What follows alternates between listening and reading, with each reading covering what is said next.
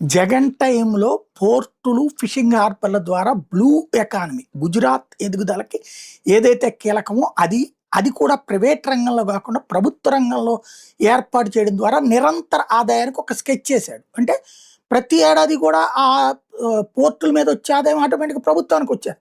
ప్రభుత్వం ఈ పన్నులేసి జనాలను ఏడిపించుకు తినకుండా లేకపోతే అది ఇది దోచుకోకుండా ఒక చక్కటి ప్లాన్ చేశాడు. దాన్ని కాస్త నాశనం చేశారు. ఇప్పుడు చివరికి ఆ ఫిషింగ్ హార్బర్లు అప్పట్లో ప్రారంభించిన వాటిని మోడీనే శంకుస్థాపన చేసిన దాన్ని కూడా ఇప్పుడు తీసుకెళ్లి జువల్ దిన్న దాన్ని ప్రైవేట్ వాళ్ళకి ఇచ్చేస్తున్నారంటూ పీపీపీ కిందకి ఇచ్చేస్తున్నారు అన్నటువంటి వార్తని తెలియజేసింది. పీపీపీ అనాలో ప్రైవేట్ అనాలో అర్థం కావట్లేదు.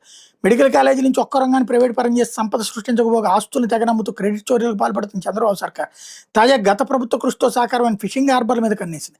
మన రాష్ట్రానికి చెందిన మత్స్యకారులు వేట కోసం వలస వెళ్లి అవస్థలు పడకూడదని మాజీ సీఎం వై జగన్మోహన్ రెడ్డి ప్రభుత్వం అభివృద్ధి చేసిన ఫిషింగ్ హార్బర్ను చంద్రబాబు సర్కార్ ప్రైవేట్